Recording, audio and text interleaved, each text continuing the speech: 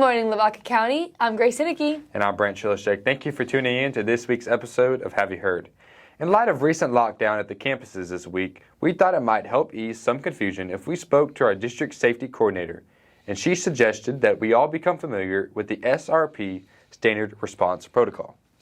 Our district protocol has 5 levels. Each one is specific to a situation. Let's look at them now.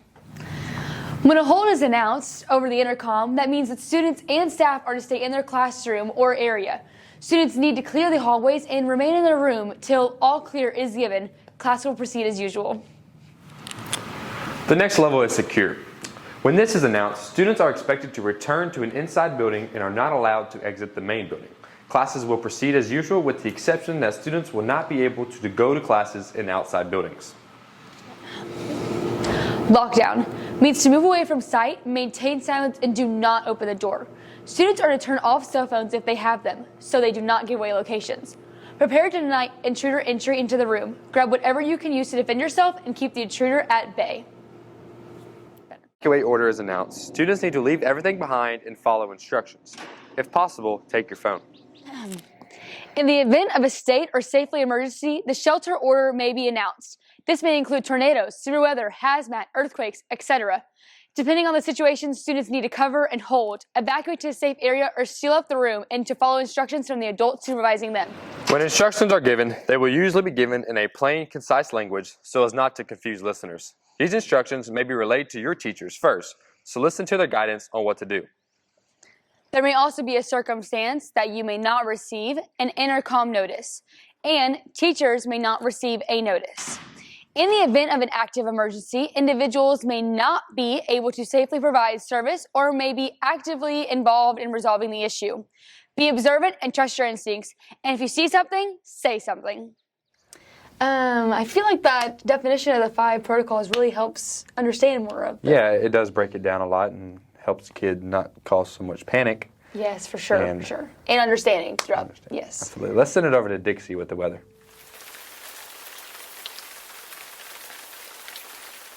Good morning, Lavaca County. I am Dixie Blanton with a look at your weather for this upcoming week. This weekend we will see highs in the 80s and lows in the 50s to 60s with some clouds and finally sunshine after a rainy last week. Have a safe week in Lavaca County and enjoy the warm weather. Now let's send it back to Matthew with the sports. Hello and welcome to the Sports on Have You Heard, where we cover the Hallettsville Brahmas. I'm Matthew Shannon, and today we'll be first starting with a recap of Hallettsville Lady Brahma tennis. Congratulations to April Leopold and Olivia Etzler, who won second at regionals and will be advancing to state. Also, congratulations to Hillary Higgins, Addie Fairchild, and Braylon Sabota on a great season. Congratulations to Lane Gerke of the Hallettsville golf team on advancing to regionals. The rest of the Lady Brahmas and Brahmas had a great season. The Hallettsville track team competed at district Wednesday, April 12th. Advancing to area is Bradley Roeder with 3rd in the long jump, Macy Harrington with 4th in the triple jump, Lauren Lundy with 3rd in high jump, Haley Green with 2nd in shot put, and Danny Yansky 3rd. Darby Phillips got 3rd in the 800 meters, and Olivia Etzler also qualified for area in the 3,200 meter with 4th place. Congratulations to the Hallettsville Brahma boys track team on winning 1st in district as a team yesterday, April 13th. The boys won the 400 meter and 200 meter relays. In the 4x200 relay, they set a new Tidehaven track record with their time. Demarion Austin took 1st in the 200-meter sprint, Josh Griffin 1st in the 3,200-meter sprint, and Mike McAbee 1st in the discus throw. The Hallettsville Brahma baseball team beat Yoka Monday the 10th and lost to Edna Wednesday the 12th. They will be facing Rice tonight at 7 in Rice.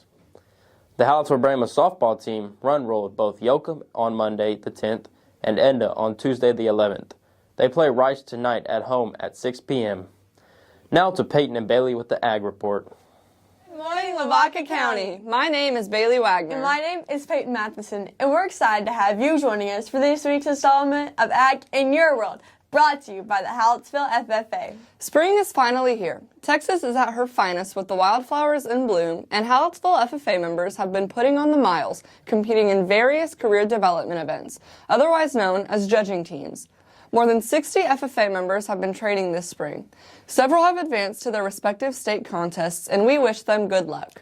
Spring also means it's time for our FFA speaking event contest. We have a large number of FFA members who have written and are memorizing speeches to present to judges on April 19th at the Horizon District Speaking Event Contest. The number one fear of most Americans is public speaking, and these events help our FFA members overcome that fear and build communication skills. Thanks, Peyton. Every week we like to shine a light on our FFA members, and this week's spotlight is for FFA member Braxton Baranowski.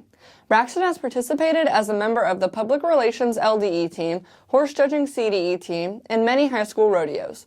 Braxton will graduate this year and be attending Wharton County Junior College as a member of their rodeo team. And we'll close with the Ag News of the Week. A new bill under consideration in the United States House and companion bill in the U.S. Senate would allow for livestock auction market owners to own or invest in a meat processing plant.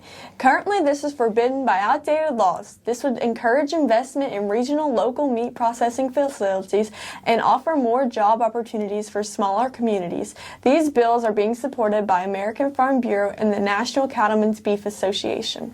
That brings us to the end of our time here today with you. Thanks for tuning in, and we look forward to having you back next week for Ag in Your World, Brought to you by the Hallettsville FFA. Thanks, Peyton and Bailey, with that ag report. And recently we have lots of undergraduate students that are looking to go out of state for their college experience. Here at Hallettsville, we have Cannon Smith going to LSU, and he's here to show you more. Many high school students looking to pursue their careers outside of school. Many of them will go to college. Some of them, though, will go to out of state for college, leaving behind many friends and families in the process. Only 5% of Texans leave their home state and attend college out of state. One major contributing factor is the out-of-state fee, making tuition sometimes double the original cost for in-state students. With all this, there's still a draw for students to attend out of college. I'm going to Hallettsville High School today to interview a teacher and a student over their experiences going out of state.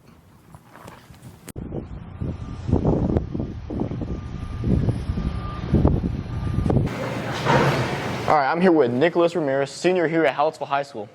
Nick, you're going out of state, and only 5% of all high school graduates from Texas go out of state. So what made you want to go out of state? The adventure. Getting out of this small town is really what I needed. I feel like that's what I need in my life right now to better propel myself to the next chapter in my life. So what university will you be attending? It'll be Colorado Springs University, so UCCS. And did they reach out to you? Did you reach out to them? I reached out to them, but they have a wonderful school, and it's going to be the same price to go out of state and to Colorado as it would be to go to VC. So that really compelled me to go out of state.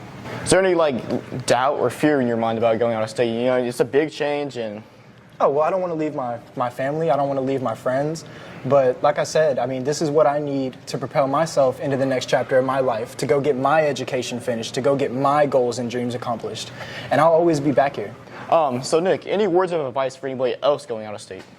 Oh, yes. Be bold. Don't be scared. Apply absolutely everywhere. Just because you apply doesn't mean you have to go.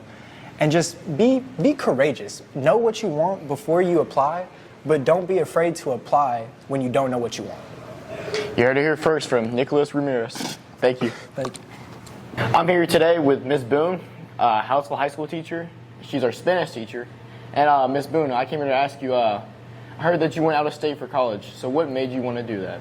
All right. Well, okay. So I didn't actually go out to state for college. I got my first degree and my really only degree in Ohio. Okay. But then I moved to California, and I still like to learn. Okay. And so I heard of good teachers in different colleges, so then I started going to all different colleges. I did the same thing here in Texas. Oh, so you graduate school kind of, or still undergrad? Well, yeah, I never actually went to graduate school with a purpose. Okay. I just wanted to, if I heard of a good teacher, I'm like, ooh, I want to learn what they do. Okay. And so I kind of focused on that. Ooh, I think I might have disappointed what you were wanting to hear. No, that's fine.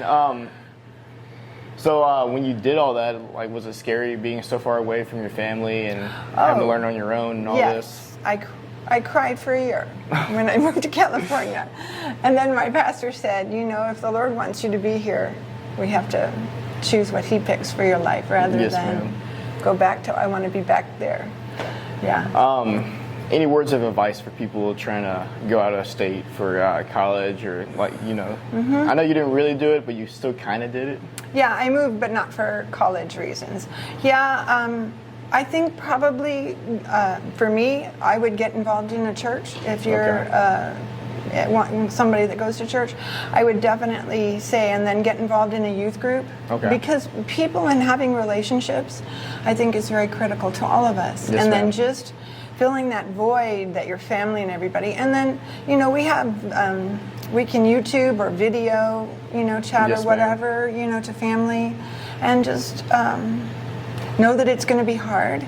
Yes, ma'am. And then pray. Yes, ma'am. I mean, it is hard. Yes, No ma'am. lie. Well, thank you, Miss Boone. Sure. Pleasure. And my biggest words of advice for those planning to go out of state is to have courage and be bold. Cannon Smith reporting live from Hallettsville High School. Thank you, Cannon, for giving us a better outlook on out-of-state college. Good luck at LSU and go Tigers. Yeah, for sure. And we'd like to thank y'all for tuning in to this week's episode of Have You Heard? Once again, I'm Grace and Nikki. And I'm Brent Chilishek. See you next time.